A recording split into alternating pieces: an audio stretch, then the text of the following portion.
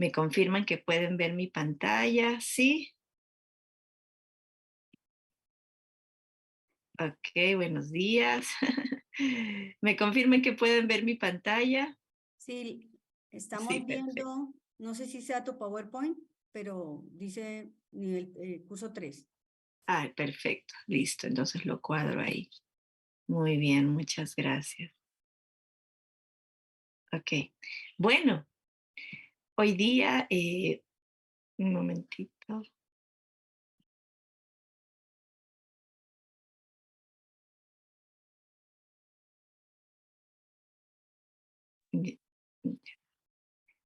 Hoy día estamos en la clase número 3, el modelo analítico, instruccional analítico. ¿No? Hemos venido, primero la primera clase, conversando acerca de la perspectiva bíblica de la niñez, que es un punto de partida clave, crucial para los siguientes temas.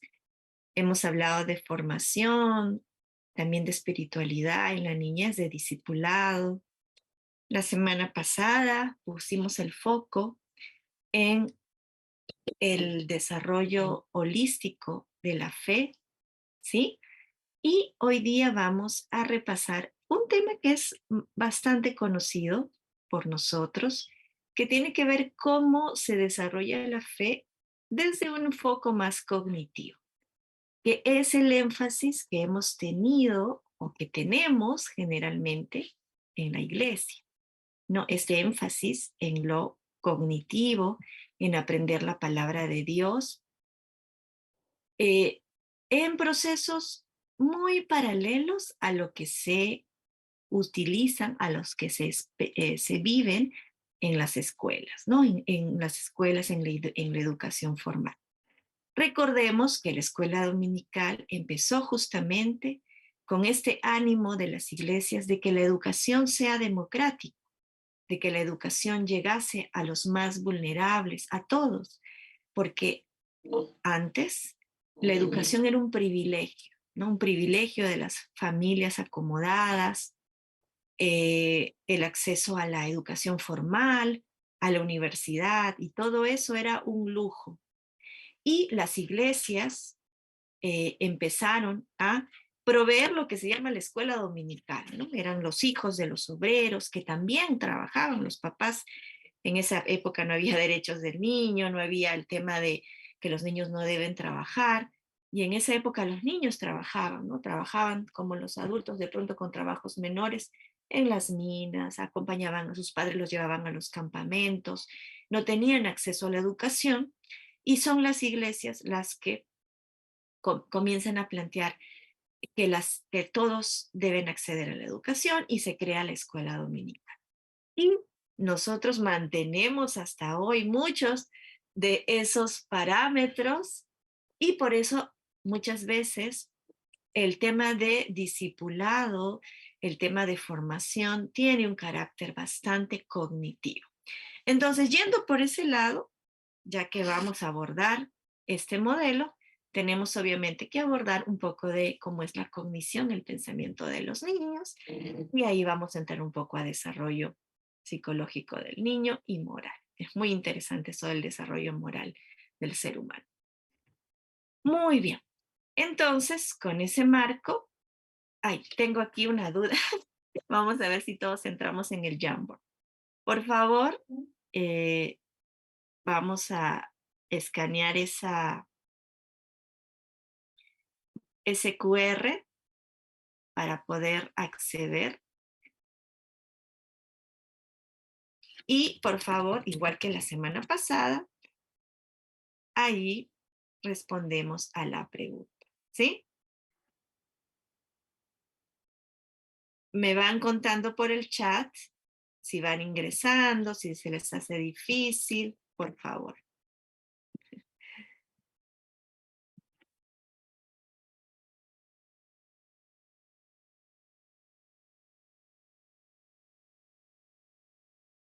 ¿Cómo van? ¿Pueden ingresar? Sí.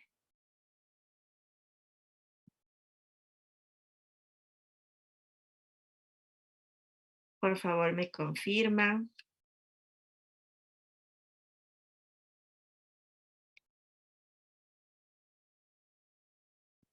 A ver, voy a abrir para, justo estoy abriéndolo para ver en pantalla lo que van trabajando.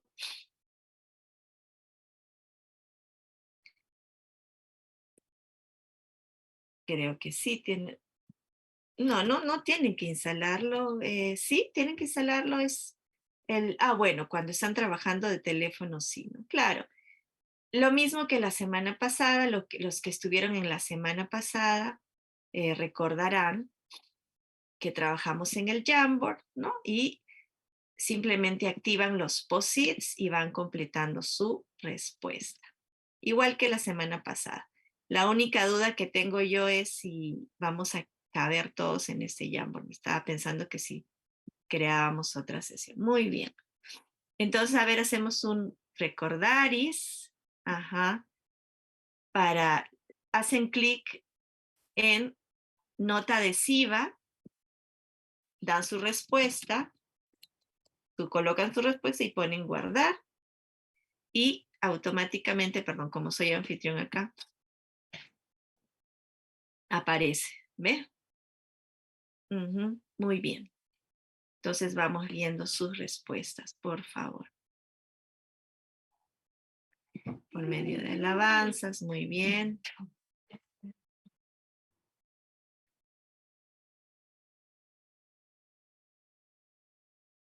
Cuando era niño o niña, cuando eras niño o niña, ¿cómo aprendiste la palabra de Dios? ¿Qué actividades te ayudaron a aprender la palabra de Dios? Estoy aquí tratando de borrar.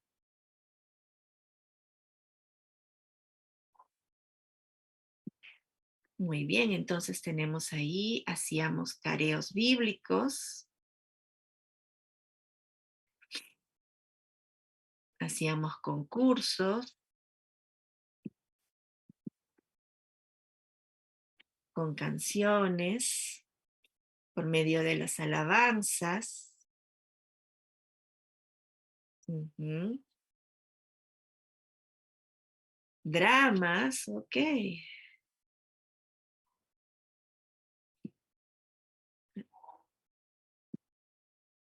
Dice, no aprendí, uy, se me agrandó bastante.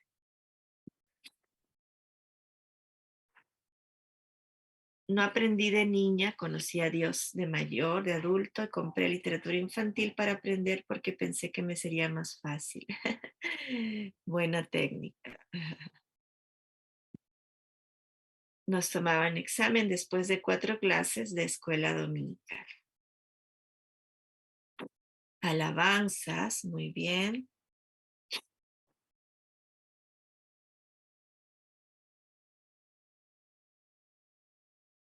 Conoció al Señor de adulta, ok. En la escuela dominical.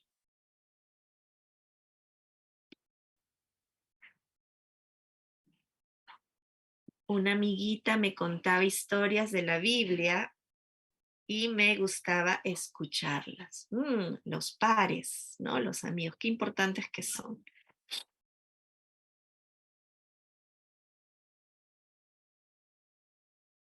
Poesía en iglesia, memorización de textos bíblicos.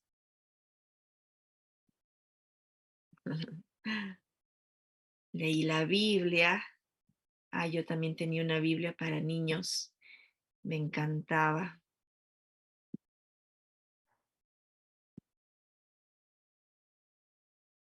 A ver, acá dice, asistiendo también por mi abuela. Ella era católica y no faltábamos a las misas.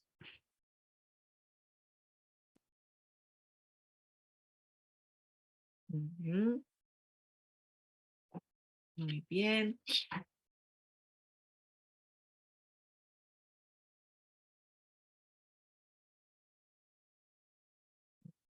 Bien. A ver, somos 34 conectados. Creo que podemos tener más post-its, ¿sí? O ahí lo dejamos.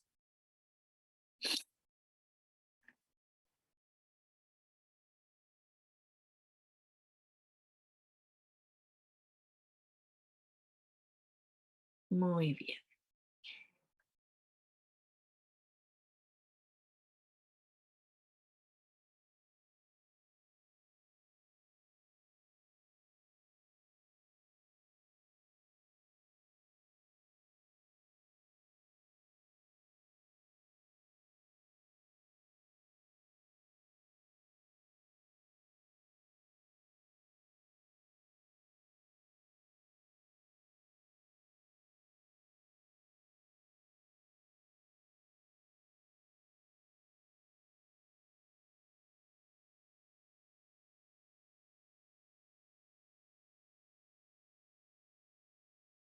Muchísimas gracias. Dice, haciendo culto de oración de niños en la clase. Hacíamos culto de oración de niños. En la casa, perdón. Muy bien, perfecto. Gracias por participar. Entonces, ¿qué podemos resaltar aquí, hermanos, hermanas? En realidad, como vemos aquí, muchas de los procesos que tenemos para formación cristiana, que es diferente a desarrollo de la espiritualidad, la formación cristiana en la palabra de Dios, son, digamos, generalmente tenemos el foco cognitivo y a eso le añadimos algunos procesos más lúdicos, ¿no? Más lúdicos. Aquí, por ejemplo, dice memorización de textos, ¿no? Nosotros en la escuela dominical siempre enfatizamos que los niños aprendan de memoria los versículos, ¿verdad? Siempre enfatizamos después de cada clase el verso para aprender es crucial, ¿no? Yo también lo hago ahora y es un momento, lo hacemos de manera lúdica y lo hacemos de manera divertida, pero lo que queremos es que los niños memoricen la palabra de Dios, ¿no? Los concursos, las canciones, con tal que los niños se aprendan la palabra de Dios, los dramas, los concursos bíblicos. Careos bíblicos, me imagino que son como búsqueda de textos en la Biblia, no sé qué es careos bíblicos, si lo quieren comentar por medio de las alabanzas, leyendo la Biblia. Qué importante esto de que me contaba, ¿no? Me contaba una amiguita y yo iba aprendiendo la palabra de Dios porque su amiga le contaba las historias, ¿no? Y aquí dice algo de pronto mucho más de la educación formal que dice nos tomaban examen después de 4 clases, ¿no? Iban ya 4 clases, imaginamos que terminaba el ciclo y les tomaban examen. Entonces, tenemos procesos lúdicos, sí, porque son niños, pero también un foco muy importante en lo que es la cognición. Entonces, sí reconocemos nosotros mismos que la escuela dominical pone énfasis en estos procesos. Ahora, desde el modelo instruccional analítico, que es el modelo que vemos hoy, este modelo enfatiza la obra de Dios a través de la palabra, ¿no? De la palabra, de la transmisión de la palabra. Como le dice Pablo a Timoteo, no te olvides que desde niño has sido formado en las escrituras. Desde niño conoces la palabra de Dios por medio de el apoyo de tu madre y tu abuela Loida, ¿no? Entonces aquí entra el ser humano como entra como un agente facilitador que facilita que el niño pueda conocer a Jesús a través de la palabra de Dios. Entonces hay un énfasis en memorización de las escrituras, ¿sí? La instrucción bíblica, conocer las historias bíblicas, conocer el carácter de Dios a través de todas las historias bíblicas, el sistema de refuerzos como en la educación, ¿no? Te pongo 20, te pongo 10, te pongo 7 en Chile y en fin, en cada país su sistema de calificación, Y nosotros en la escuela dominical no calificamos, o quizás sí, quizás damos incentivos, pero muchas veces les decimos, al que se aprende el texto, pues le vamos a dar 2 estrellitas, ¿no? O si no, los que se portan bien, los que hacen su tarea, pues sí van a recibir los dulces, ¿no? Los que hacen esto, sí van a recibir esto. Hemos traído dulces, los que se portan bien van a recibir. Entonces, tenemos un sistema de refuerzos también como una manera de controlar, de agenciarnos para que los niños sigan esta pauta, las pautas que les da. Y también hay una estructura sistemática de capacitación, o sea, esperamos que sí lo haya, ¿no? Cuando manejamos guías anuales, pues en esas guías anuales está claramente las rutas, los ciclos, los énfasis, y hay una ruta de capacitación, lo cual organiza la información, la instrucción que queremos compartir. Entonces, todo esto nos permite que la educación, el contenido de la palabra de Dios, sea el que impulsa la formación espiritual de los niños, ¿no? No como veíamos la semana pasada desde la reflexión contemplativa, en que los niños les motivamos o enfatizamos a experimentar a Dios en la cotidianidad, en el día a día, en las experiencias, o de pronto la experiencia de las interacciones con sus significativos, que es lo que veremos la próxima semana, o la propia actividad, ¿no? Ya con el desarrollo de la ciencia cognitiva, pues esa instrucción es mucho más constructivista y entendemos que los niños aprenden haciendo, no solamente los niños, nosotros, incluso los adultos, aprendemos haciendo, ¿no? Por eso que cambia mucho, ya no es tan expositivo, sino es muy interactivo, más dinámico. Entonces, aprender la palabra de Dios desde este modelo creará una situación educativa donde a través de esta instrucción cognitiva del texto bíblico ya se llegará a la reflexión, la práctica y la obediencia. Se parte desde la instrucción de las escrituras para llegar a todos esos procesos de práctica, de aplicación, de experiencia, ¿no es cierto? Ahora, entonces, en ese sentido, desde el modelo, y de pronto es lo que compartimos claramente, las escrituras son el núcleo de la comprensión de la vida en general, ¿no? Es nuestra ancla. A partir de ella podemos descifrar, entender, comprender toda la vida. Las verdades fundamentales aprendidas a través del modelo contemplativo, de la creación, de las experiencias, no están excluidas, sí, se consideran, pero es la palabra de Dios la que interpreta y guía esas experiencias, percepciones y emociones. Y esto es muy importante porque si nos dejamos guiar por nuestras emociones, por nuestras experiencias, realmente tenemos tantas interpretaciones, ¿no es cierto? Tantas formas de entender, de pronto revelaciones, que no tenemos un ancla por el cual guiarnos. Por eso es que la palabra nos centra.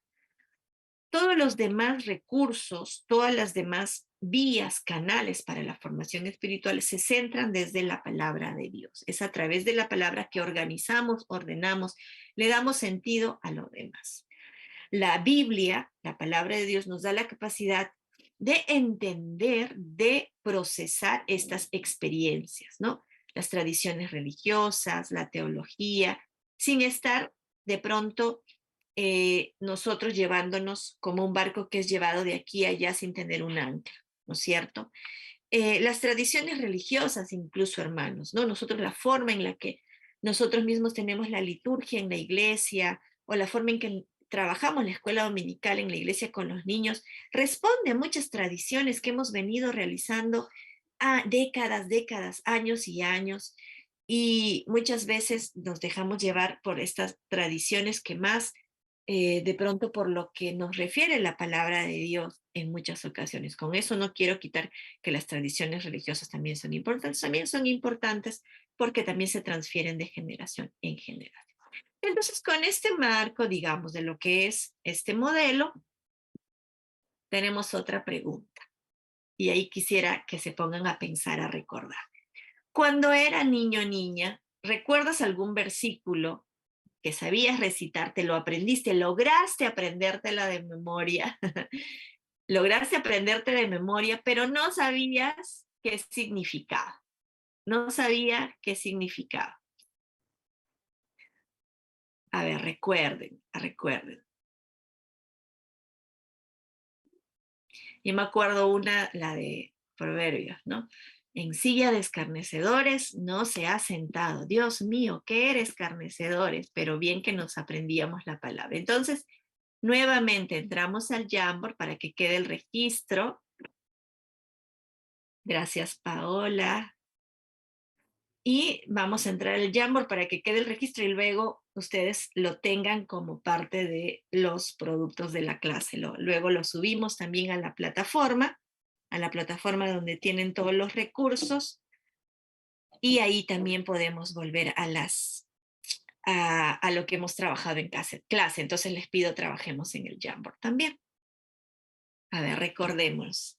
¿Qué versículo nos aprendimos de memoria, pero que no comprendíamos en ese momento?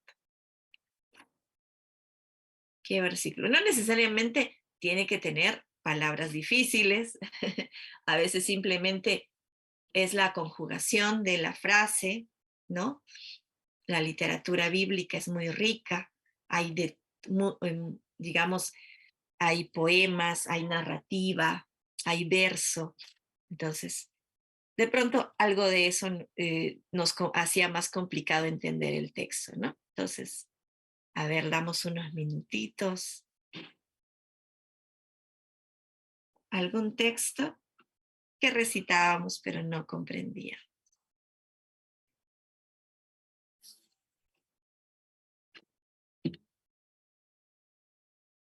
O quizás hasta ahora, ¿no? Y por eso estamos aquí llevando el diplomado. Hay textos que no comprendemos, que también sucede, y por eso justamente, gracias a Dios, tenemos todos esos procesos para formarnos y profundizar.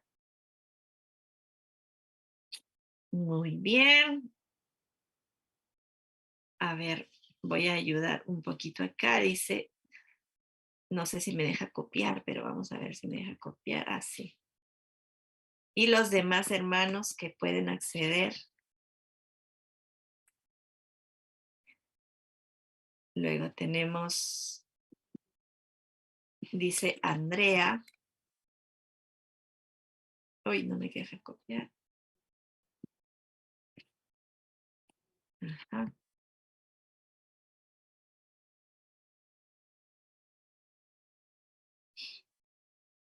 Uh-huh.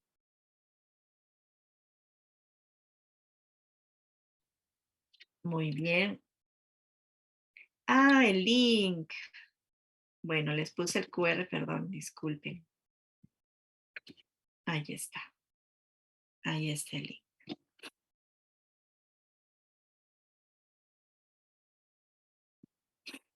Muy bien, muchas gracias. Clama a mí, yo te responderé y te enseñaré cosas grandes y ocultas que tú no conoces. Aparentemente sencillo, ¿no? Pero en la mente de un niño.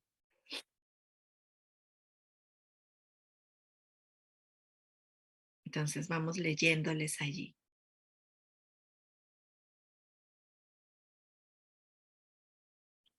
Muy bien, todo lo puedo en Cristo que me fortalece. Entonces, ¿qué textos no comprendías, no? Que aprendiste de niño y no comprendías, que lo recitábamos en la escuela dominical y probablemente todavía les hacemos recitar a los niños. Dice, fue de grande y cuando estuve al borde de la muerte en coma por 20 días, Dios me lo hizo bien. Filipenses 4:13, todo lo puedo en Cristo que me fortalece. Sí, esos textos, voy a pedirles, les voy a preguntar a algunas personas qué entendía con ese texto, por qué se les hacía difícil comprenderlo cuando era niño de pronto. A ver, de pronto, Paola, te pido por favor que nos comentes por qué se te hacía difícil entender Josué 1:9, ¿no? Yo te mando esto que la indicación que tiene Josué, que se le da a Josué, ¿no? Muy buenos días. Esfuérzate y sé valiente. Ajá, Cuando yo tenía aproximadamente 5 años, y, y llegó una misionera a la iglesia donde yo asistía, e hicimos ya. concursos y era el versículo más largo que había que aprenderse. Es decir, tú escogías el versículo, ¿no? Ujú, Entonces yo dije, voy a aprenderme el más largo, Josué 1:9. Pero no sabía leer tan bien, entonces mi mamá me lo leía y yo me lo aprendí por partes. Pero ajá, nunca, eh, siendo tan pequeña, me senté a decir, a ver, mira, yo me lo aprendí como carretilla, gané el concurso, ya lo gané por ser la niña más pequeña y aprenderse el versículo más largo, ujú, pero siempre estuvo conmigo, es decir, yo siempre lo repetía. Cuando lo pude entender completamente fue casi a los 16 años, cuando hubo muchos problemas en casa. Yo ujú, estaba yendo ya otra vez a la iglesia, tuve como 7 años sin asistir a una iglesia y regresé a los 14. Esto empezó a los 15, a los 16, los problemas. Y como ese versículo siempre estuvo conmigo, siempre lo repetía en mi cabeza hasta que un día dije: "Señor, ¿y qué nos pasa?". Y volví a encontrar y volví a repetir, y allí lo entendí: "Mira, mira, Paola", pero con mi nombre. "Mira, tú tienes que ser valiente, tú tienes que ser fuerte, porque yo estoy contigo". Y de ahí en adelante, mira, después de 11 años de habérmelo aprendido de memoria, fue la primera vez que lo contextualicé a mí, ¿no? Puse mi nombre en el versículo.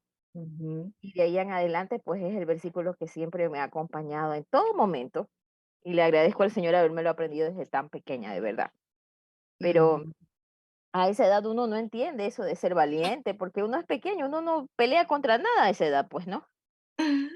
Uno vive de lo que los papás le dan, lo que dice papá y mamá te llevan, te traen de la iglesia, en mi caso. Entonces Ujú, no había que pelear contra nadie, pues, mucho menos ujú, esforzarse. Pero ya a los mm, 16 cuando todo ocurrió en casa y yo era la única que iba a la iglesia de mi casa, la única que oraba en casa, entonces entendí por qué tenía que ser fuerte y valiente, mm. realmente. Y entendí que nunca iba a estar sola. Ajá, muchísimas gracias, Paola. Muchísimas gracias. Bueno, es así, ¿no? Nos lo aprendemos porque para memorizar no necesariamente se tiene que comprender. Y la educación, antes de que digamos, se profundiza en cómo aprenden las personas, básicamente era memorístico, ¿no? Memorístico, era memorístico. Y nosotros mantenemos este énfasis memorístico en la escuela dominical, ¿no? Asumimos, hermanos, que aprender de memoria el texto bíblico ya asegura aprendizaje, ¿sí? Entonces, ahí es interesante esto, ¿no? Cómo todavía le damos un foco muy importante a la memorización de la palabra de Dios como un recurso fundamental para aprender la palabra de Dios. Ahora, con esto no quiero decir de que no hay que memorizar o aprender la palabra de Dios. Con esto lo que simplemente tenemos que reflexionar es si basta con memorizar o tenemos que llegar a la comprensión, al logro del significado para lograr ese aprendizaje. Muy bien, a ver, alguien puso Jehová es mi pastor, nada me faltará. Es un texto tan conocido y aparentemente tan sencillo. ¿Nos puede compartir, por favor, qué ideas o qué pensaba cuando se aprendió Salmos 23:1? ¿Quién anotó, por favor? Hola, buenos días. Mi nombre es Hola, Karina. Yo hola fui la Karina, que cuéntanos. anotó. Bueno, en la escuela dominical, Ujú. yo asistí a la iglesia por una amiga que me invitaba y me gustaba ir los domingos en la mañana porque era bien dinámico. Y bueno, no solo me aprendí el Salmo 23:1, sino todo el Salmo 23 en concurso. Wow. Pero como me antecedió la anterior hermana, creo que nos los aprendimos de memoria, ¿no? Pero no sabiendo conscientemente de lo que significa para cada uno de nosotros. Y bueno, me aprendí todo el Salmo 23 pero no entendía mucho hasta que pasó unos 2, 3 años que me empezaron otra vez a explicar. Y cuando tuve la necesidad de que Jehová es mi pastor, nada me faltará en lugares de delicados pastos, entendí que era el Señor que estaba conmigo, cuidándome, porque pasaron tantas cosas en mi familia, pero siempre fue el Señor cuidándonos, respaldándonos, bendiciéndonos, que no faltara nada en casa. Entonces, fue un salmo que marcó mucho, mucho mi vida. Ujú. Muchísimas gracias, Karina. Eh, es lo mismo que le pasó a Paula, ¿no? De niño aprendió el texto, se quedó como un registro y luego de grande ese texto vuelve, ¿no? Porque nosotros volvemos al texto bíblico y adquiere sentido, ¿no? Muchísimas gracias. También vemos en pantalla, se mueve acá. También vemos en pantalla aquí que dice Ezequiel, ¿no? Y les daré un corazón y un espíritu, que es un versículo más largo, más complicado. Por favor, ¿nos quieren compartir? Ezequiel 11:10. ¿Sí? Amén. Hola, Luz. Cuéntanos, por favor. Si no me equivoco, es 11:19. 11:19, gracias. Amén. Cuando era pequeña, no entendía mucho del Espíritu Santo y Ujú. yo pensaba que Jesús iba a abrir mi corazón y lo iba a sacar, iba a cambiar por uno nuevo. Amén. Ahora comprendí, gracias al Espíritu Santo, entendí que mi corazón fue cambiado, renovado ya de adulta y puedo danzar, ¿no? Danzar y cantar para el Señor. Amén. Y ese versículo fue muy, muy importante de niña y ahora estoy tratando de entenderlo hasta hoy en día. Sí. Muy bien, muchísimas gracias, Luz. ¿Alguien más quiere compartir? Por ejemplo, este tipo de comprensión, ¿no? Que lo toma, digamos, tan concreto. Pensaba que Dios iba a abrir su pecho, sacar su corazón y ponerle un nuevo corazón, ¿no? Esa comprensión. ¿Alguien más recuerda algo parecido, una comprensión así muy parecida de esto? ¿De algún texto bíblico?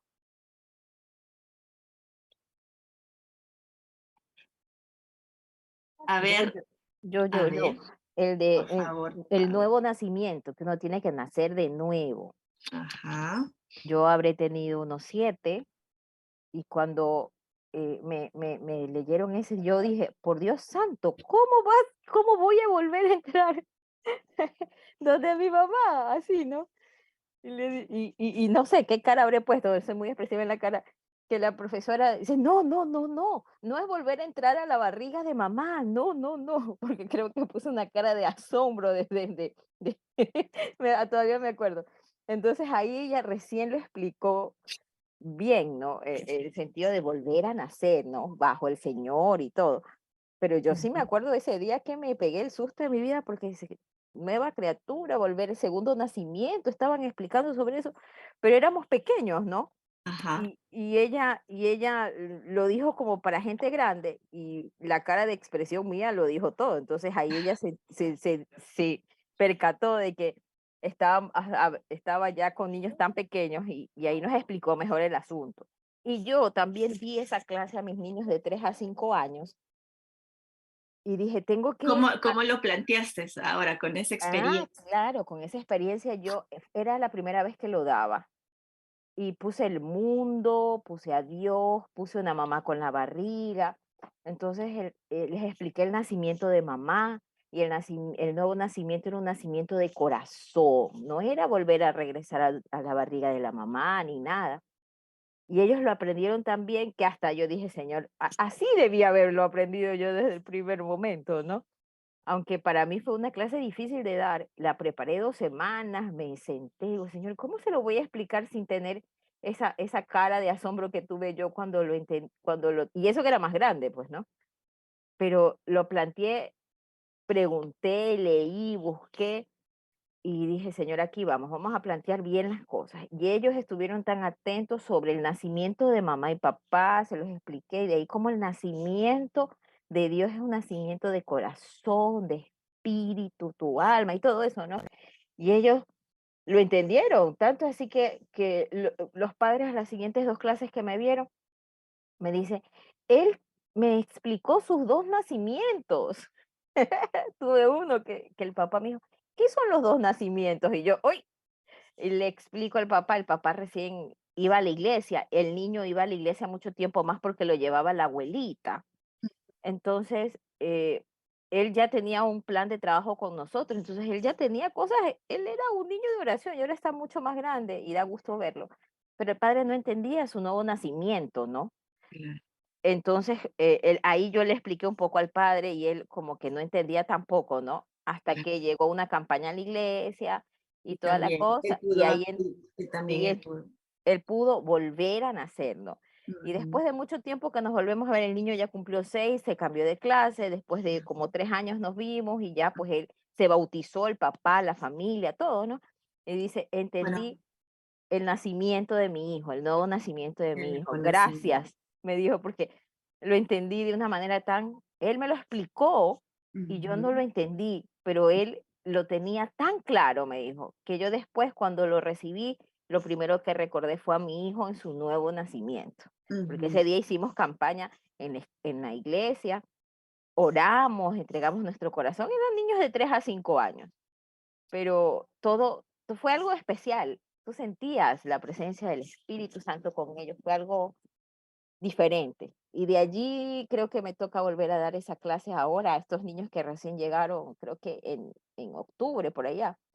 Así que voy a volver a preparar mi clase de esa manera para que ellos, como yo, no nos, no nos preocupemos sobre el nuevo nacimiento. Pensé que ellos no lo iban a entender, ¿sabes? Muchísimas Pero gracias, sí. Paula.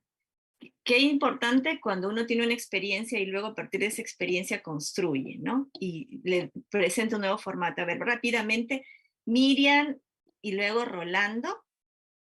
Y ahora, con esto también, en la primera clase, nosotros conversábamos que los niños tienen una posibilidad como seres humanos de entender los asuntos espirituales, ¿no? Que muchas veces nosotros intentamos descifrar, adornar, pero los niños también tienen esa comprensión de los asuntos espirituales. Y desde esa mirada, que no hay que perder, desde esa Aleluya. mirada, nosotros también aprovechamos la pedagogía para facilitarles los procesos. Miriam, te escuchamos. Sí, buena, Dios les bendiga, amados.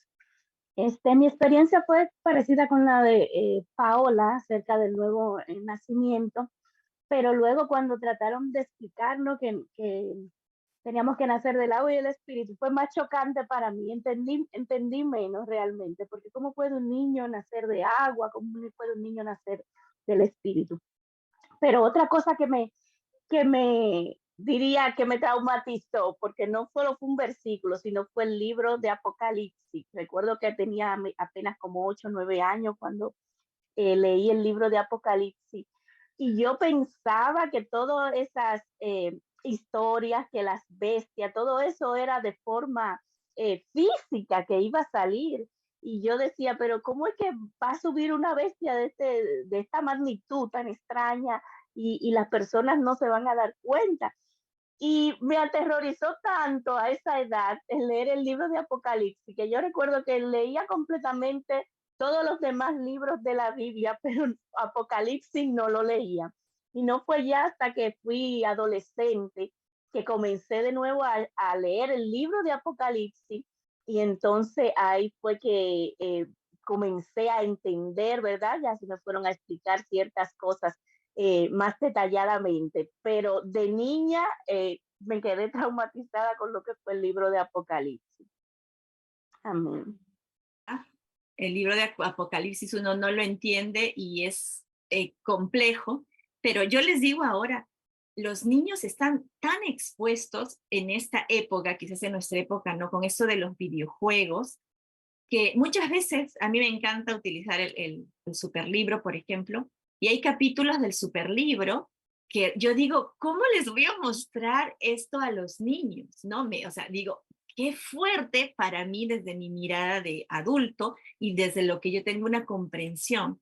Y luego me acerco siempre, yo digo que es mi laboratorio con mis niños, con los niños, ¿no? Que en la casa pues están expuestos y ellos como que tan normal, yo digo, wow, o sea, cada generación, Dios también da recursos a cada generación, porque los niños con esto de los videojuegos, el acceso a Internet, están tan expuestos a videos, digamos, que son muy crudos, y muchas veces yo digo, ¿cómo le voy a mostrar esto a los niños? Porque es muy cruda, la palabra de Dios es también directa, cruda, y a mí me parece que es crudo, digo, es muy fuerte este video. Pero luego me doy cuenta que los niños actualmente están expuestos a tantos videos que en realidad pues no es crudo, ¿no? O sea, muchas veces nosotros contándolo verbalmente o a través de dinámicas no era tan crudo, pero cuando tengo que ver, por ejemplo, cuando Abraham va a sacrificar a su hijo en un video de esa naturaleza, es bastante crudo, pero los niños en esta generación, pues es el lenguaje que ellos están hablando, ¿no? Siempre cuidando, obviamente, usando todo con sabiduría. Entonces, sí, pues muchas veces el Antiguo Testamento o Apocalipsis nos parecen contenidos muy crudos para los niños, ¿no? Pero cada generación, Dios les va dando herramientas. Antes eran las figuritas, luego eran las hojas para pintar, ahora existen los videos, pero los niños en su espíritu pueden discernir porque son seres humanos tripartitos que también necesitan alimentar esa área de su vida. Y rápidamente, a ver, Rolando, Verónica, rapidito.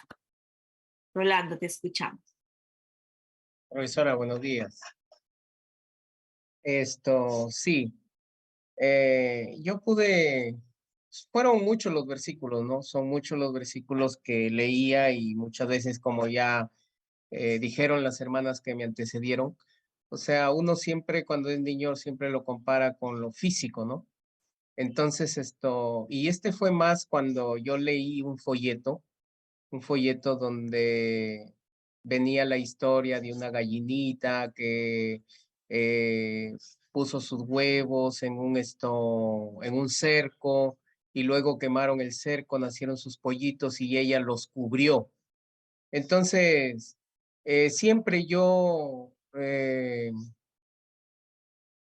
lo miraba desde esa perspectiva e incluso hasta ahora, ¿no? Incluso cuando vino la pandemia, fue el texto lema para mí dentro de mi hogar, dentro de mi familia también. Y cuando yo lo medito o siempre recuerdo de este versículo, siempre me imagino, ¿no? Siempre me imagino estar debajo de un Dios que me cubre con sus alas, ¿no? Y siempre recuerdo aquel folleto que leí.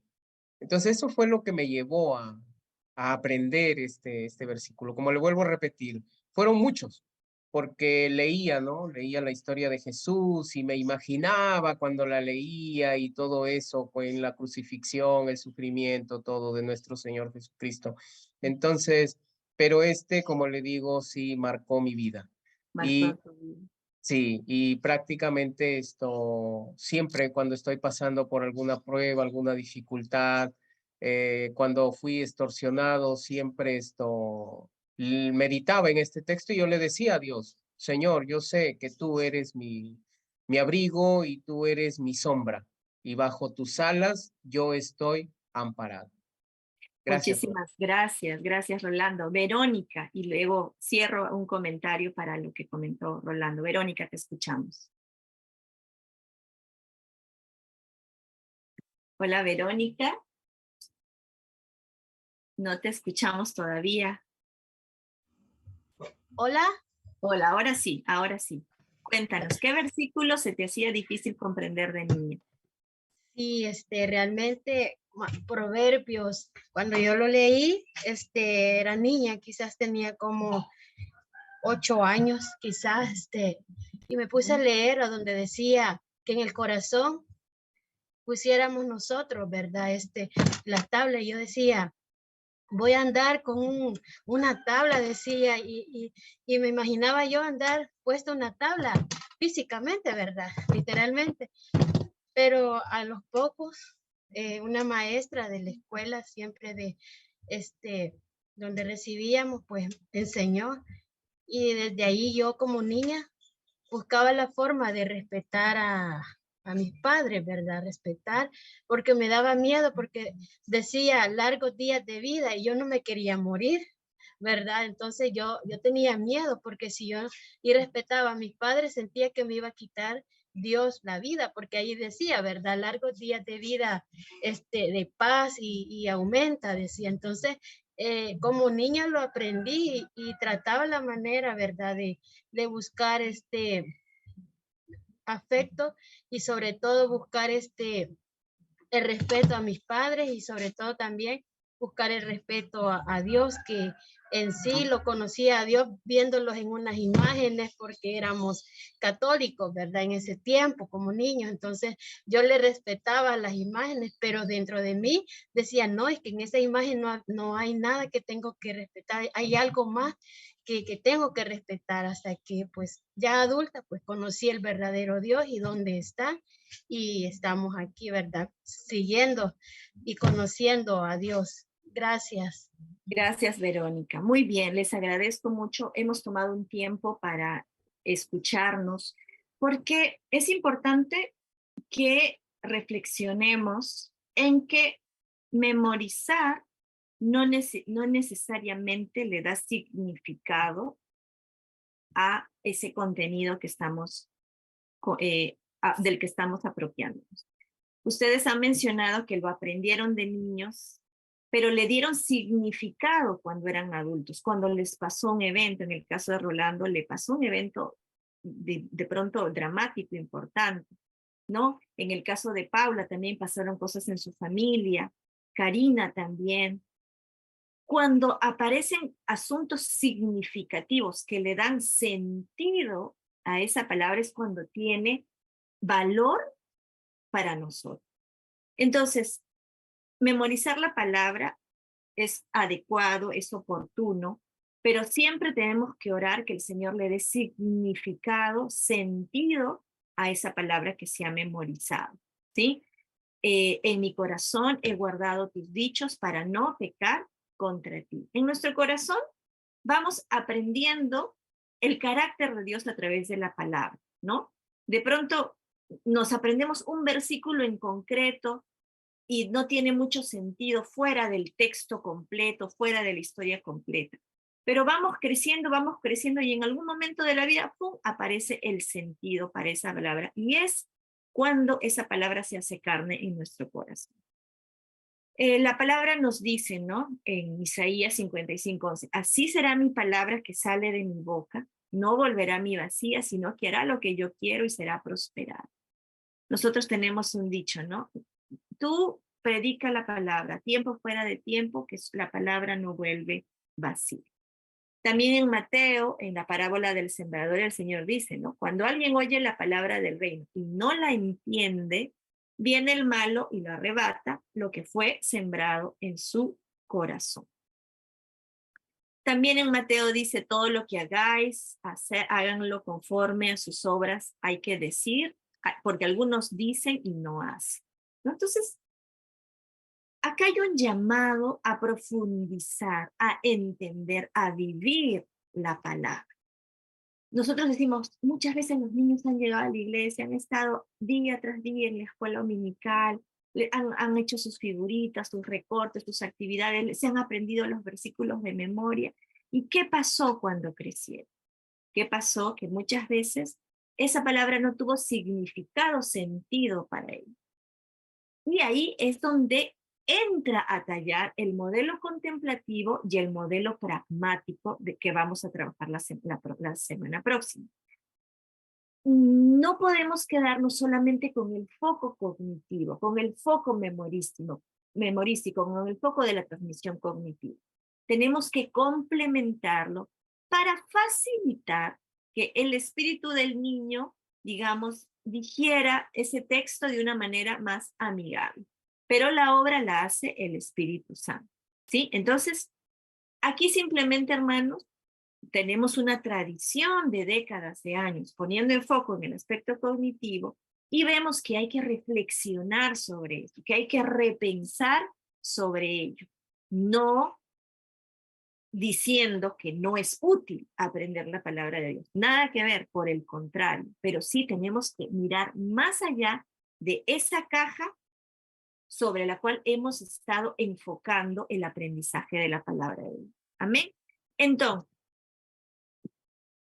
como el modelo instruccional analítico pone su foco en la memorización, en la instrucción bíblica, en los refuerzos, en una estructura sistemática, es útil preguntarnos cómo aprenden los niños, ¿sí? ¿Cómo aprenden los niños? Entonces vamos a ver un videíto de un cuentito que se llama El pez amarillo. Es un cuentito súper útil para hacernos reflexionar, para ponernos a reflexionar en cómo aprenden los niños, ¿sí?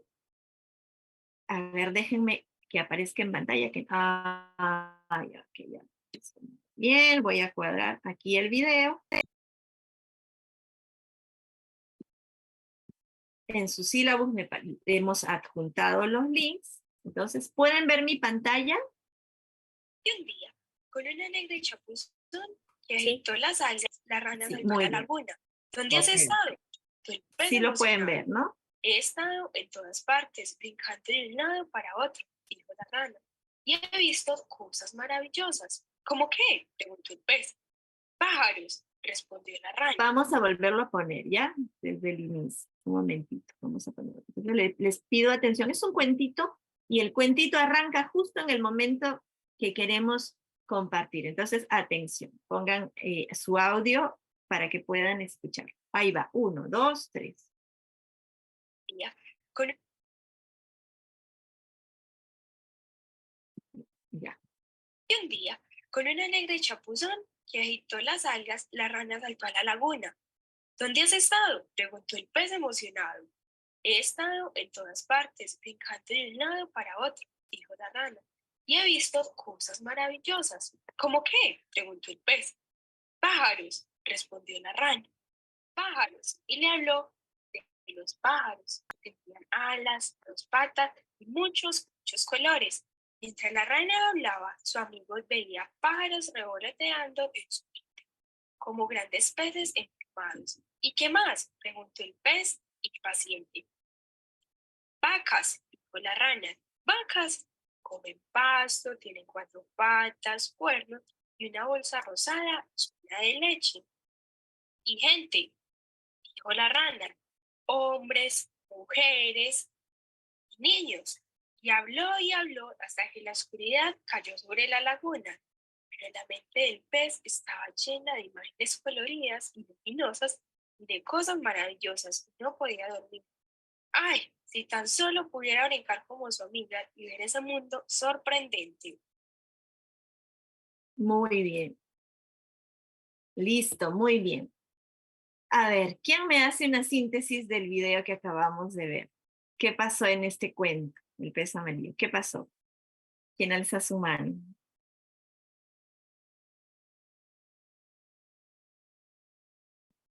¿Qué pasó con el pez? Él empezó a escuchar lo que le contaba la rana y ponerlo en su contexto, en lo que él conocía. Si la rana le explicó sobre las aves, era un pez era como él con las alas y las patas. Cuando la vaca, entonces él pensó que todos eran iguales a ellos, lo único que con manchas y que comía pasto, ¿no es cierto? Tal cual, ¿no? Tal cual. Ellos son muy literales. La gente, cuando empezamos nosotros a trabajar de 3 a 5 años y yo yo soy la que ayuda a las profesoras a aprender cómo hacer todo lo de la escuela dominical. Siempre les digo que ellos son muy literales. Es decir, lo que usted le dice, ellos siempre dirán, no, lo dijo la mí, lo dijo y no hay poder humano que les quite eso de la cabeza.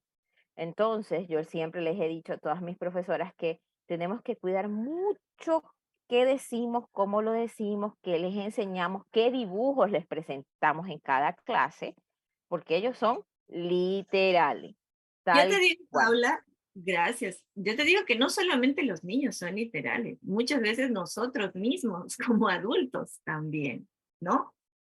Y todo el ser humano, como comentaba Paula, el ser humano va a entender la nueva información a partir de sus conocimientos previos. En función de tus conocimientos previos, tú traduces la información que vas a incorporar. Y en este caso el pez, como ha referido, veía que todas las aves eran peces con alas, todas las vacas eran peces con manchas, y así, a partir de sus conocimientos previos, interpretaba la nueva información. ¿Por qué? Porque la información necesita instalarse, necesita conectar con una información previa. Por eso, por ejemplo, los niños, para aprender que el sol, ese astro, ¿no? Lejano que pueden ver, que no necesariamente es amarillo, pero en su casa su mamá les enseñó el color amarillo. El banano es amarillo, el plátano es amarillo. Y luego en el colegio dice, existe un sol que nos irradia, que sale en la mañana, el sol amarillo. Pinten su sol de amarillo. Entonces el sol abstracto, no sé, ya, amarillo. ¡Pum! Lo hila con su conocimiento previo de que el banano era amarillo. Entonces ya tiene como un grupo, va haciendo grupos, amarillo, amarillo, el sol es amarillo, el banano es amarillo, que construyo agrupaciones. Y es así como se va instalando la información. Toda información que llega es a partir de nuestros conocimientos previos. Entonces, es importante considerar a qué información han estado expuestos los niños. Los niños vienen de diferentes contextos a la iglesia, diferentes realidades, y es importante pensar ahora, estamos hablando de procesos cognitivos que son los que enfatizamos en la escuela dominical, pero acordémonos también que hay un lenguaje espiritual y Dios obra también a través de ese lenguaje espiritual. Por eso es que nosotros, cuando vamos a tener el trabajo con los niños, no podemos olvidar todo esta intercesión, oración por los niños, para que el Espíritu haga su obra. Nosotros preparamos nuestros materiales, preparamos nuestra dinámica, pero tiene que impactar no solamente su mente, sino también darle sentido en su espíritu para que tenga significado. Muy bien. Voy a entrar en algo más denso, un poquito más denso, ¿ya? A ver, préstenme atención. Disculpen si no se escuchó bien el audio, pero el video también, como le digo, lo tienen en su sílabus, los links, y si no, les paso el link también ahora en el chat, ¿sí? Entonces, para entender cómo el ser humano aprende, digamos, lo básico, lo clásico es mirar a Piaget, vigente hasta ahora, a partir de él tienen, digamos, nuevos avances, Brunner, en fin, que también trabajó muchísimo, pero siempre basado en lo de Piaget, ¿no? Entonces tenemos una etapa, muchos de ustedes deben saber esto, simplemente recordando, una etapa sensorio-motriz, el nacimiento, ¿no? El bebé aprende a través de su boquita, por eso que chupa todo, mete todo a su boca, está su aprendizaje en sus sentidos. Cuando el bebé nace, todo su cuerpecito, todas las sensaciones están a lo largo de todo su cuerpecito, muy finos. Nosotros ya solamente mantenemos la yema de los dedos y los labios, ¿no? Cuando crecemos, los niños, todo su cuerpo es muy sensible. Entonces, sensorio motriz, ¿no? Por eso que hay ahora esto de que los masajitos con los bebés, dejarles que los bebés se metan las cosas a la boca. Nosotros cuando son bebés, no te metas a la boca, no te metas a la boca.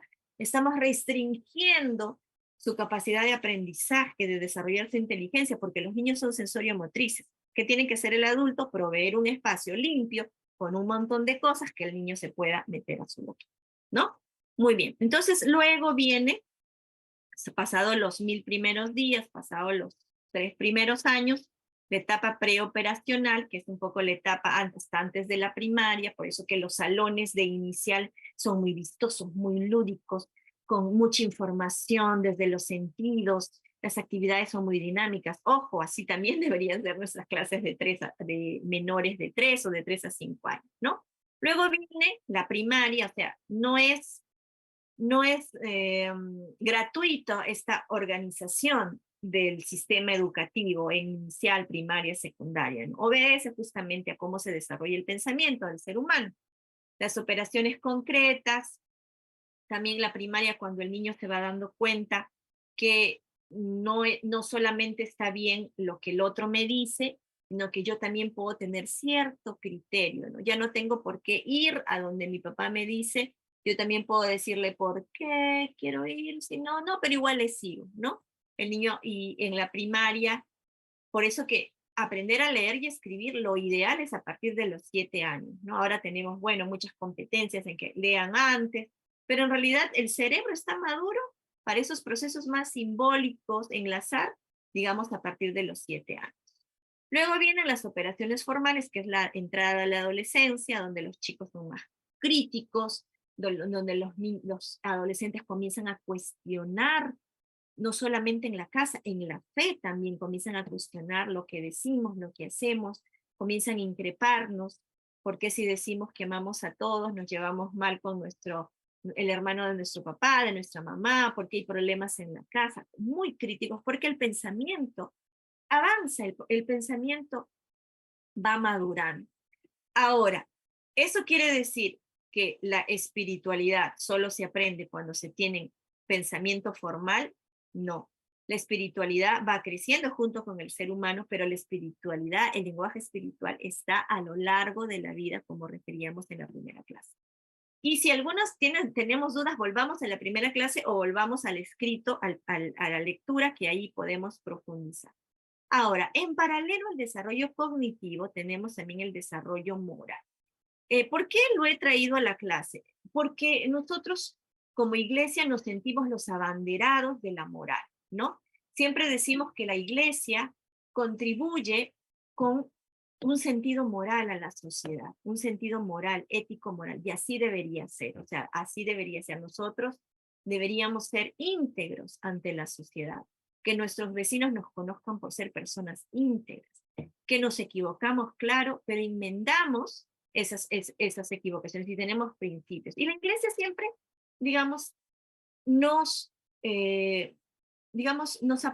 apropiamos, vamos a decir, de que nosotros contribuimos con principios morales a la sociedad. Entonces, es bueno reflexionar en cómo se da el desarrollo moral del ser humano, ¿sí? Y para ello, tenemos un casito, ¿sí? Un casito. A partir de ese casito, vamos a crear grupos para que conversen, ¿sí? Yo les voy a pedir, por favor, que, a ver, aquí, simplemente déjenme organizar esto. Muy bien, un ratito. Le vamos a pedir a nuestro colega que nos ayude a formar 4 grupos, por favor, para poder ir a sala. Yo les planteo el caso, y vamos a sala a discutir, ¿sí? Vamos a sala a discutir. Muy bien. Entonces, este es el caso. Sara es una niña de 8 años. Ella tiene un hermano de 4 años con síndrome de Down que no puede quedarse en clase. Durante ese mes se hizo énfasis en los talentos y los maestros, las maestras prepararon unos lingotes de chocolate para representar los talentos. Sarita, cada clase pidió que le regalaran uno de los lingotes para su hermano que no podía quedarse en la clase porque tiene síndrome de Down. Pero los maestros le decían, la última clase te lo da. Llegó el final del mes y ¿qué pasó? Los maestros olvidaron su compromiso y dijeron que entregarían los lingotes a otros niños, ¿no? A los niños que habían respondido, que se habían aprendido de memoria los textos perfectamente. Sara, entonces, fue directo al lingote, lo escondió en su ropita y se lo llevó a casa. Ese es el caso, ¿sí? Entonces, ustedes son los maestros, las maestras de escuela dominical, director, directora, líder, y ha sucedido esto en la escuela dominical. ¿Y cómo lo resolveríamos? ¿Qué haríamos? ¿Sí? Hoy de pronto hay que entregar los lingotes a los niños y no hay. ¿Qué pasó? Alguien dijo, una niña se lo llevó a su casa, llega el siguiente domingo. Vamos a hacer que no pasó nada, no. ¿Qué haríamos? ¿Sí? ¿Qué haríamos? Entonces, en cada grupo les pido que puedan discutir y volvemos para profundizar en desarrollo moral del niño. ¿Sí? ¿Está bien? ¿Se comprendió la tarea? ¿Se comprendió la tarea? Muy bien. Listo. Entonces yo voy a copiar aquí el caso en el chat. ¿Ok? Y por favor, nos van a invitar a pasar a salas y tenemos 10 minutitos para dialogar, para debatir en clase, y una delegada, por favor, comenta las conclusiones y cómo resolvería el caso, ¿no? Comenta la resolución del caso. Creo que 7 minutitos en realidad. Volvemos 10 y 20. Por favor, aceptemos la invitación a trabajar en grupos. ¿Tenemos la invitación para trabajar en grupos? ¿Me confirma, por favor?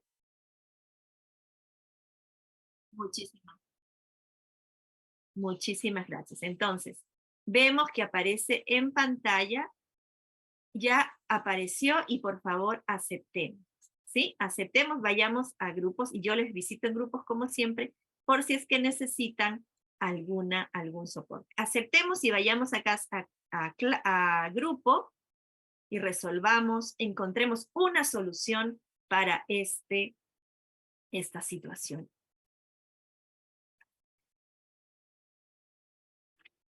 Ok, Bonchi del grupo 1. Le vi ahí, muy bien, gracias. Muy bien. Bueno, el grupo 1 ya me dijo quién es su representante. Y así a cada grupo le pido por favor que esté claro quién va a comentar la resolución del caso para todo el grupo. ¿Sí? Muy bien. Gracias, les felicito. El debate ha estado interesante realmente en cada grupo, ha estado muy interesante, así es que estamos aquí con la expectativa de escucharles. Muy bien, grupo 1, entiendo el hermano Larry. Y así cada grupo, su representante, la hermana, el hermano que le toca, comenta la resolución del caso. Hermano Larry, te escuchamos siendo la voz del grupo 1. La voz del pueblo. Bueno, de acuerdo al análisis que se ha hecho, hay dos causalidades aquí, ¿no? Primero, el primero que comete el error son los maestros o las maestras, ¿no? Porque prometieron algo y no lo cumplieron. Y el segundo error ya lo comete la niña al coger algo sin permiso, ¿no? De manera escondida, ¿no? Ahora, sin embargo, hablamos de una niña que tiene 8 años, ¿no? No es tal vez su comprensión no es como la de un adulto. Entonces, hemos visto que la mejor manera de llamarle la atención no sería decirle de manera directa, hiciste mal, ¿no? Sino tomar como ejemplo también la palabra de Dios, así como el profeta le llamó la atención a David, ¿no? El profeta no fue de manera directa, no le dijo, ¿sabes qué? Tú has pecado, has sido infiel, ¿no? Has mandado matar al esposo de Betsabé.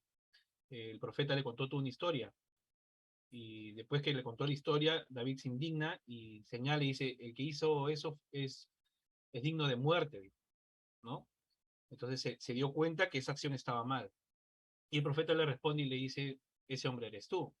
Algo parecido podríamos hacer con la niña, ¿no? Contarle una historia, un cuento, ¿no? Tal vez de dibujos, de conejos, no sé, algo que ella pueda entender y que ella diga, ah, no, esto es injusto, ¿no? Esto estuvo mal. Si por un lado esta persona no cumplió, pero el conejito tal vez no debió hacer esto, ¿no?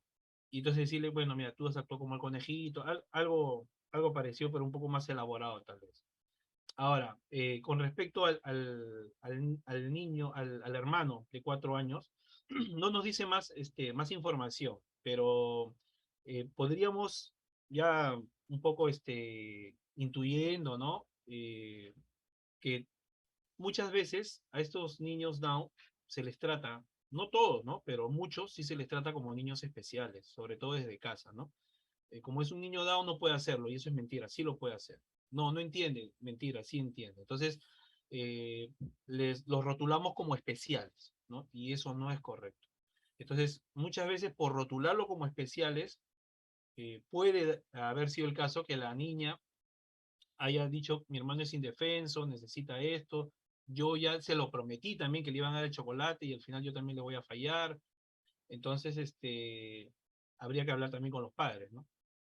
Si es que fuese el caso, ¿no? Si es que fuese el caso, habría que hablar con los padres para que al niño menor de 4 años lo traten como un hijo normal, ¿no? Que no, sin deficiencias, ¿no? Eso es Muy nuestra bien. conclusión. Muchísimas gracias. Ahí tenemos una resolución muy interesante. La estoy anotando también para poder aplicarla. Muy bien. Siguiente grupo. Al final doy mis conclusiones, ¿sí? Siguiente grupo. Grupo número 2. Teresilda estaba en el grupo 1, se pasó al 2 y creo que vas a representar al grupo 2, ¿verdad? Te escuchamos, Teresilda. Profesorita, bueno, buenos días.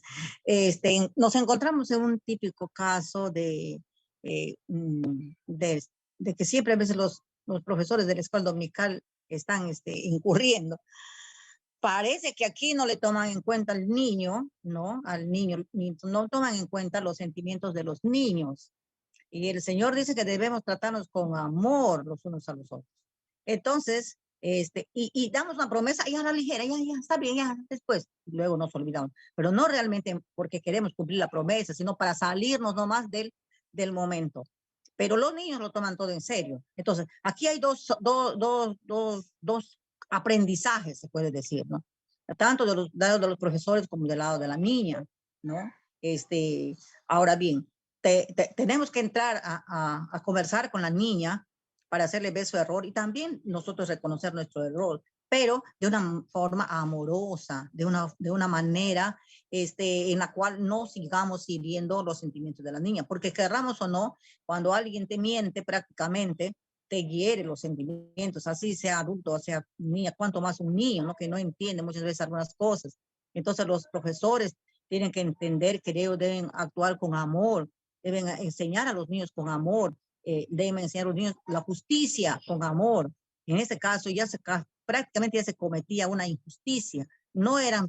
Las cosas no eran todo claras, porque yo siempre digo, vas a decir algo, mira, siéntate, explica bien cómo va a ser la situación para que no haya resentimientos, y no vaya a haber consecuencias. Entonces, en este caso vamos a decir que los profesores tenían que reconocer que lo que le dijeron ¿cómo se llama la niña? Rosita, creo. Así no estaba correcto. Entonces le sientan, le dicen, mira, no estaba correcto, perdónanos, pero también lo que tú has hecho no está correcto. Debiste hablar con nosotros, debería habernos pedido, bueno, qué sé yo, ¿no? Las cosas que se tendría que decir. Entonces, de repente al final, ¿no? Ya para terminar esta historia, no herir sus sentimientos, no seguir hiriendo los sentimientos del niño y de pronto, mira, nos podemos, te podemos hacer un trato, podemos dar recién un trato, ¿no? Puedes quedarte con un ligote y los otros te lo vamos a dar a los niños que sí cumplieron con dar el versículo de memoria y creo que la niña entendería y creo que todos entenderíamos que al final que no debemos hacer promesas a la ligera, no debemos hacer promesas y debemos cumplirla, ¿no? Y sobre todo a los niños, enseñar a los niños que lo que hablamos lo cumplimos. Como más adelante vamos a pedir a un niño que diga la verdad cuando nosotros mismos le enseñamos a no decir la verdad o a faltar su palabra, ¿verdad? La palabra del Señor dice que tu hablar sea sí, sí o no, no. Si le vas a dar, no le vas a dar, no le vas a dar. Porque de lo resto es ya pesado. Muchas gracias. Muchas gracias al grupo 2 que complementa, ¿no? Lo que dijo el grupo 1, en este caso le dejarían el lingote, ¿no? El lingote de chocolate. Muy bien, grupo 3, Andrea. Mamita. Parece que somos el 4, pero... Ah, el 4. Muy bien, a ver, vamos a intentar ir en orden. Grupo 3. Y bueno, y yo. Ok, Karina, Bueno, te escuchamos. Luego hemos, Andrés. hemos hablado mucho del tema y bueno, tenemos una conclusión. Bueno, sabemos que la niña cometió un error. Ella no debió tomar, pase lo que pase, ella no debió hacerlo. Pero yo creo que también, entendiendo el caso de la niña, es por querer darle algo a su hermano, por querer que su hermano también tenga, ¿no? Y ahí vemos también un poquito la dificultad como docentes que tenemos. Eh, Tal vez no somos muy incluyentes con los niños con habilidades diferentes. Sabemos que necesitan mucho más trabajo, más atención, y tal vez a veces con tantos niños no podemos hacernos cargo de él.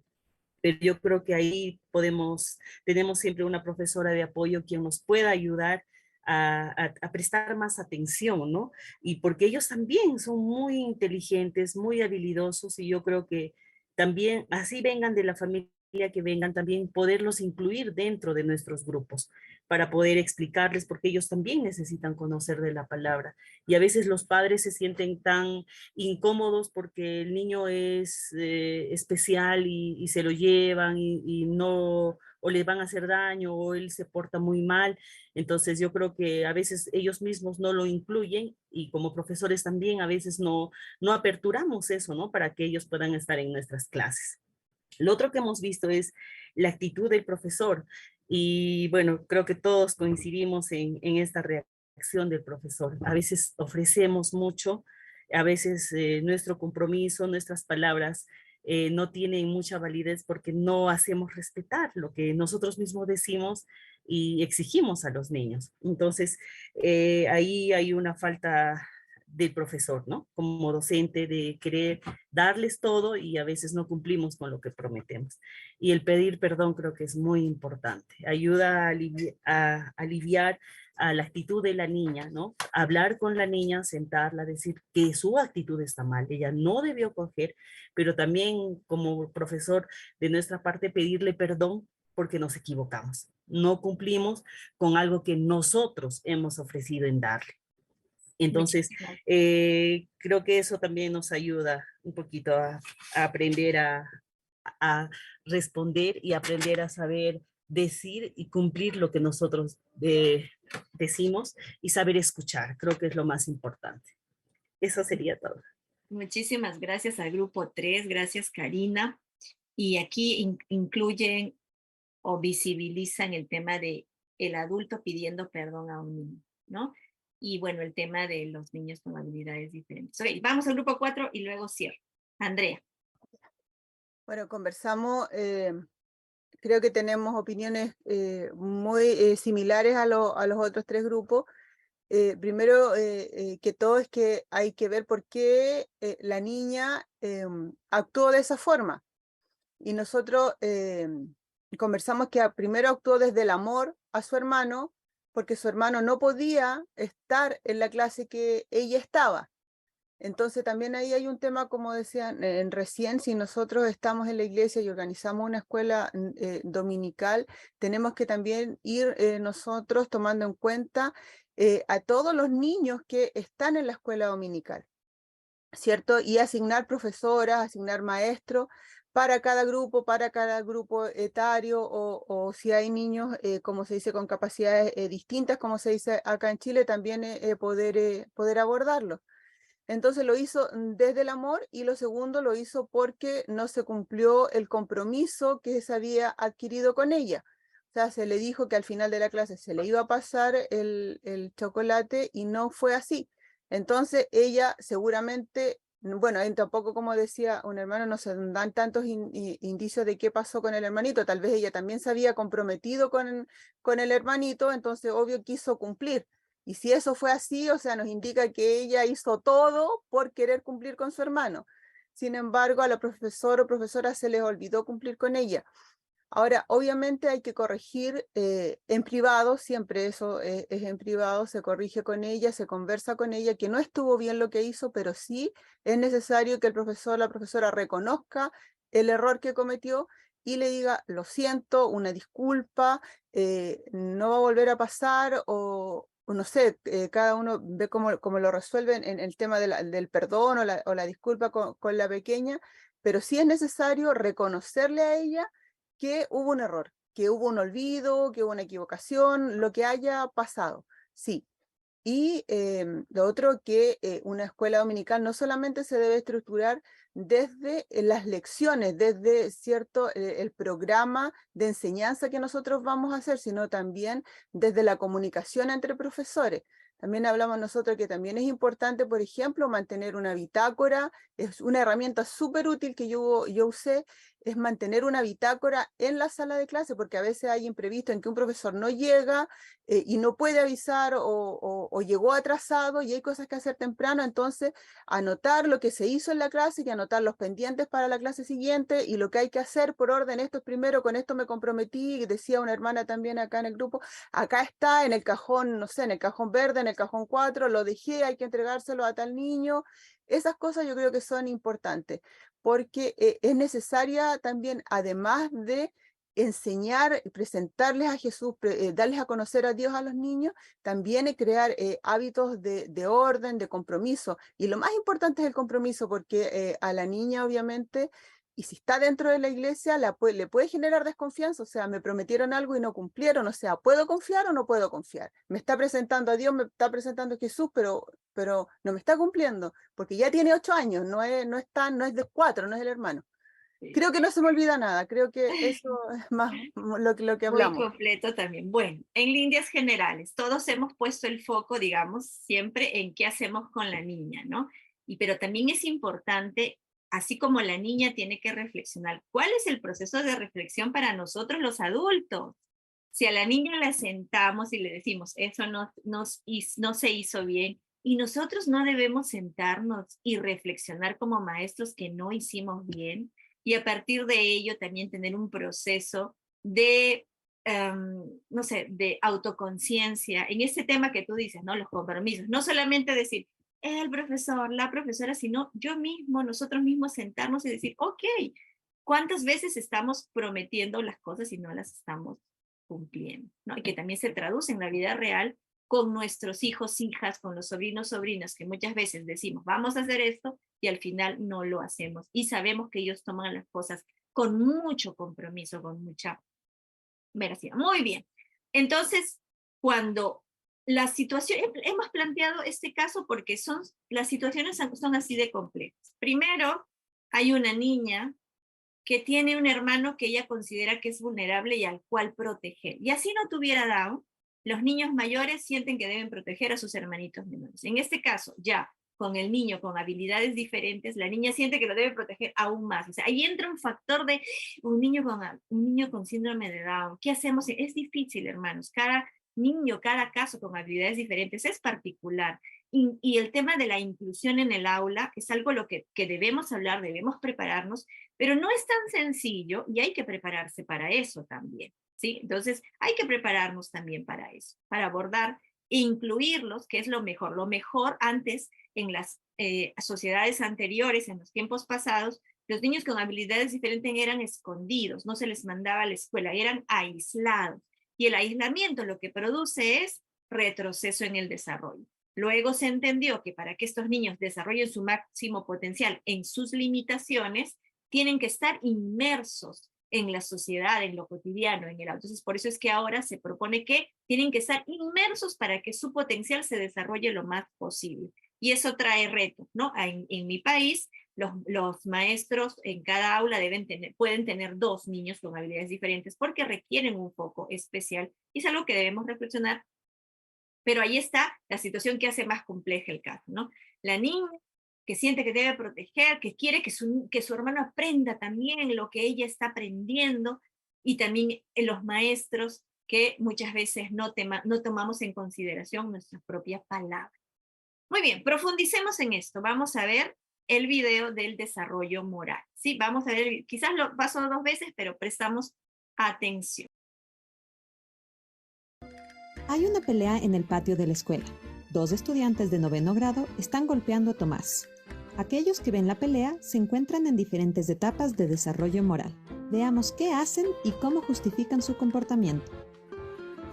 En la etapa 1, hacemos juicios morales basados en la obediencia y el castigo.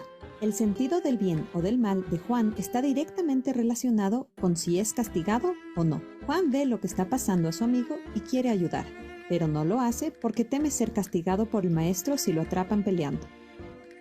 Se pregunta, ¿cómo puedo evitar el castigo? En la etapa 2 nos motiva el interés propio. María decide intervenir y ayudar a Tomás. Sabe que podría ser castigado, pero también sabe que ella misma podría convertirse en una víctima algún día. Si ayuda a Tomás ahora, él podría ayudarle en el futuro. Ella se pregunta, ¿qué gano yo con esto? En la etapa 3, las expectativas, relaciones y conformidad interpersonal guían nuestro juicio moral. Betty ve la pelea y quiere intervenir, pero cuando se da cuenta de que todos los demás solo están mirando, decide no involucrarse. Quiere que los demás vean que es una niña buena que se ajusta a la ética de la comunidad. Ella se pregunta, ¿qué piensan los demás de mí? En la etapa 4 valoramos la autoridad y queremos mantener el orden social. Cuando el maestro ve al grupo peleando, inmediatamente interviene y grita, ¡alto! Pelear en la escuela está prohibido. Siente que, sobre todo, es importante seguir las reglas, de lo contrario, estalla el caos. Siente que es su deber respetar las reglas que sustentan el funcionamiento de una sociedad. Se pregunta, ¿cómo puedo mantener la ley y el orden? En la etapa 5 entendemos las reglas como un contrato social en lugar de un orden estricto. Jessie, que observa desde lejos, no está segura de cómo se siente al respecto. Para ella, las reglas solo tienen sentido si cumplen el propósito correcto. Obviamente, las reglas de la escuela prohíben pelear, pero quizá Tomás merece finalmente aprender su lección. Ayer le dio un puñetazo a un joven de primer grado. Se pregunta, ¿una regla realmente sirve a todos los miembros de la comunidad? En la etapa 6 nos guiamos por los principios éticos universales. Todos los involucrados ahora tienen que enfrentarse al director.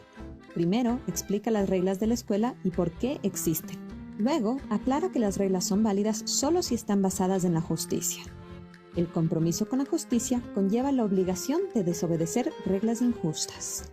El principio moral más elevado del director es la compasión. Para él es importante que todas las personas aprendan a comprender los puntos de vista de los demás y que no se sientan solas con sus sentimientos. Él pregunta, ¿cuáles son los principios éticos abstractos que sirven a mi entendimiento de la justicia?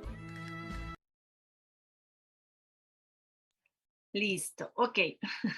Vamos a descifrarlo un poquito.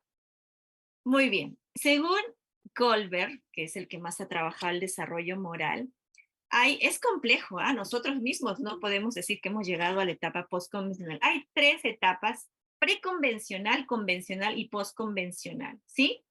La etapa preconvencional tiene que ver con el castigo. O sea, yo acato las reglas porque si no me van a castigar, que es, ¿no? Si es que no se cumple, hay un castigo. Por lo tanto, yo no hago eso porque voy a sufrir una sanción.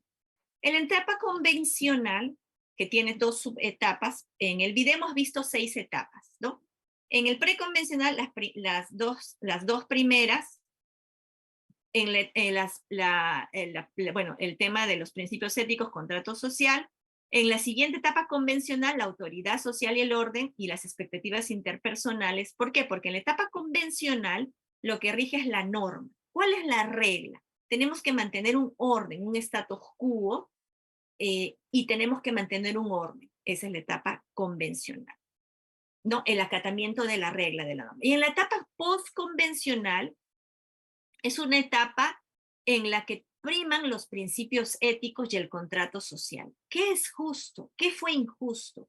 ¿Qué injusticia hay aquí? ¿Cómo consideramos la perspectiva de todos? Y a partir de una regla de la etapa convencional, nosotros todos compartimos nuestros pensares, nuestros sentimientos, y a partir de eso, de un principio ético basado en la justicia, se logra una solución, ¿sí? Entonces hay 3 etapas. La etapa preconvencional, donde es, digamos, no hay una moral, se rige en función de la obediencia y el castigo, y también el interés propio, ¿no? O sea, yo quiero ayudar, pero ¿qué gano yo? O sea, voy a ir, me voy a enfrentar a ese niño que está pegando, o me voy a enfrentar a los que le están pegando, pero quizás me pegan a mí. Ay, no me vinculo porque yo ahí pierdo. La etapa preconvencional. En la etapa convencional hay una búsqueda de mantener el status quo, ¿no? Si se pelean, esto va a ser un caos. Tenemos que respetar lo que dijo el director, lo que dijo la directora, el orden. Y en la etapa postconvencional son los principios éticos. Y estos principios éticos, hermanos, sean tribus, sean sociedades desarrolladas, la justicia, la verdad, el amor se mantienen porque hemos sido sellados con esos principios éticos. Seamos cristianos o no seamos cristianos, es porque somos hechos a la imagen de Dios, que eso hereda el ser humano, y luego, obviamente, nuestra conciencia o es más sensible a las cosas de Dios o se endurece. Vamos a volver a ver el video con esta breve explicación y luego profundizamos un poco más, ¿sí? Vamos a volver a ver el video. Vamos. Hay una pelea en el patio de la escuela. 2 estudiantes de 9º grado están golpeando a Tomás. Aquellos que ven la pelea se encuentran en diferentes etapas de desarrollo moral. Veamos qué hacen y cómo justifican su comportamiento. En la etapa 1, hacemos juicios morales basados en la obediencia y el castigo. El sentido del bien o del mal de Juan está directamente relacionado con si es castigado o no. Juan ve lo que está pasando a su amigo y quiere ayudar, pero no lo hace porque teme ser castigado por el maestro si lo atrapan peleando. Se pregunta, ¿cómo puedo evitar el castigo? En la etapa 2 nos motiva el interés propio. María decide intervenir y ayudar a Tomás. Sabe que podría ser castigado, pero también sabe que ella misma podría convertirse en una víctima algún día. Si ayuda a Tomás ahora, él podría ayudarle en el futuro. Ella se pregunta, ¿qué gano yo con esto? En la etapa 3, las expectativas, relaciones y conformidad interpersonal guían nuestro juicio moral. Betty ve la pelea y quiere intervenir, pero cuando se da cuenta de que todos los demás solo están mirando, decide no involucrarse. Quiere que los demás vean que es una niña buena que se ajusta a la ética de la comunidad. Ella se pregunta, ¿qué piensan los demás de mí? En la etapa 4 valoramos la autoridad. Por ejemplo, muchas veces nuestra moral, hermanos, está, ¿qué va a pensar el pastor de mí? ¿Qué va a pensar el vecino de mí? ¿No? Muchas veces ya hemos superado la etapa preconvencional de que, ok, me van a castigar, no me van a castigar, si hago esto, si hago el otro, pero muchas veces actuamos desde la etapa convencional. ¿Qué va a pensar el otro si hago esto, el otro? O sea, como que la moral no estuviese en mí, sino pensando en lo que el otro piensa. Seguimos. La etapa 3 y 4 es la etapa convencional. Seguimos. Valoramos la autoridad. Y queremos mantener el orden social. Cuando el maestro ve al grupo peleando, inmediatamente interviene y grita, ¡alto! Pelear en la escuela está prohibido. Siente que, sobre todo, es importante seguir las reglas, de lo contrario, estalla el caos. Siente que es su deber respetar las reglas que sustentan el funcionamiento de una sociedad. Se pregunta, ¿cómo puedo mantener la ley y el orden? Muy bien. Aquí muchas veces es, ¿por qué? ¿Por qué? Porque está en el estatuto. ¿Por qué se tiene que cumplir? Porque está en la Constitución. ¿Por qué se tiene que cumplir? Porque está en el estatuto de nuestra denominación, por ejemplo, ¿no? O la regla, el orden. Muy bien, seguimos. En la etapa 5, entendemos las reglas como un contrato social en lugar de un orden estricto. Jessie, que observa desde lejos, no está segura de cómo se siente al respecto. Para ella, las reglas solo tienen sentido si cumplen el propósito correcto. Obviamente, las reglas de la escuela prohíben pelear, pero quizá Tomás merece finalmente aprender su lección. Ayer le dio un puñetazo a un joven de 1er grado. Se pregunta, ¿una regla realmente sirve a todos los miembros de la comunidad? Aquí, ¿no? Es una reflexión más profunda. Tenemos una regla, pero en este caso, este niño ha pegado a todo el mundo y ahora sí está recibiendo lo mismo que él ha hecho con todos los niños. Entonces reflexiono, quizás en este caso, esta situación no estaría del todo descabellada, como que reflexiona un poco más, ¿no? Existe la regla, existe la norma, pero en este caso creo que puedo analizar un poco más allá de la norma de la regla. Muy bien, y el último estadio. En la etapa 6 nos guiamos por los principios éticos universales. Todos los involucrados ahora tienen que enfrentarse al director. Primero, explica las reglas de la escuela y por qué existen. Luego, aclara que las reglas son válidas solo si están basadas en la justicia. El compromiso con la justicia conlleva la obligación de desobedecer reglas injustas. El principio moral más elevado del director es la compasión. Para él es importante que todas las personas aprendan a comprender los puntos de vista de los demás y que no se sientan solas con sus sentimientos. Él pregunta, ¿cuáles son los principios éticos abstractos que sirven a mi entendimiento de la justicia? Va más allá de una regla escrita en un mural, sino que va a los principios éticos, ¿no? Entonces, nos podemos preguntar, hermanos, en qué etapa estamos, ¿no? Muchas veces actuamos en la etapa preconvencional, del miedo al castigo, al infierno, por eso no hago esas cosas. O muchas veces en la etapa convencional, porque ¿qué va a pensar la iglesia de mí? ¿Qué van a pensar los líderes de mí? ¿Me van a quitar el liderazgo si opino esto? A mí no me parece esto, que pasó esto injusto en la iglesia, pero mejor me callo porque tengo que ir con lo que dice la mayoría. O estamos en la etapa postconvencional, en los que profundizamos, analizamos cada caso en particular, cada situación en particular a partir de principios universales. Es complejo el desarrollo moral. Nosotros como cristianos nos sentimos los abanderados de la moralidad, pero justamente por eso, hermanos, tenemos que considerarlo también como parte de nuestro trabajo con la niñez, cómo estamos aportando su desarrollo moral, si finalmente la moralidad es uno de los aportes de la iglesia a la sociedad. ¿En qué etapas estaría Jesús? ¿En qué etapa estaría Jesús?